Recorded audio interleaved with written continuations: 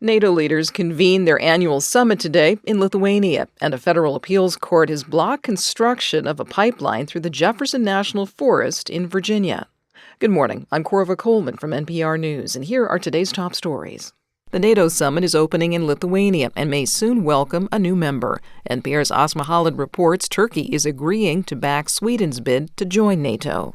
White House National Security Advisor Jake Sullivan told reporters the U.S. had significant engagement in bringing this deal about and reiterated that NATO remains united. Vladimir Putin has been counting on the West to crack, NATO to crack, the Transatlantic Alliance to crack. He has been disappointed at every turn. Vilnius will very much disappoint him. In addition to the question of Sweden's membership, another big issue at this NATO summit is Ukraine's bid to join the alliance.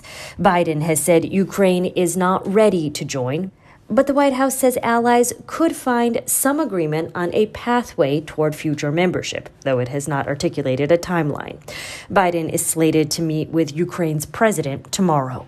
Asma Khalid, NPR News, Vilnius. Heavy rain is still pouring on New England, and Vermont is seeing catastrophic flooding. Significant damage is reported. There have been numerous water rescues. Mike Cannon directs Vermont's urban search and rescue team. We have not been able to reach all of our residents. Vermont's a mountainous state. The Green Mountains run north to south. Our infrastructure, transportation lines run over the mountains. All those transportation lines for 2/3 of the state are cut off right now, so our teams have to transverse those mountain ranges. Flooding has also crashed into Connecticut, New Hampshire, Massachusetts, and New York. A New York woman drowned this week in flash flooding.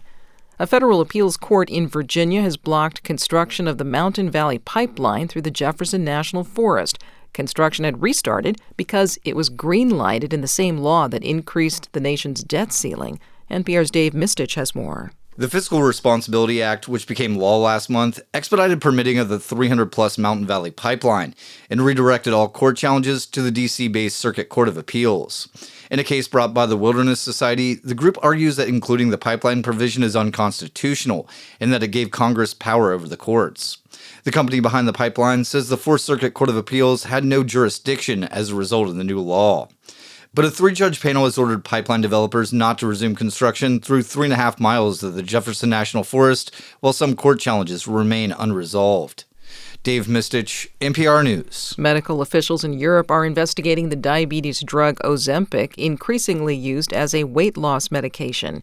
European regulators are checking reports that people who take Ozempic or drugs with a similar ingredient have reported thoughts of suicide or self-harm. Thoughts of suicide are not currently listed as a side effect on Ozempic labels in Europe or in the United States. You're listening to NPR News.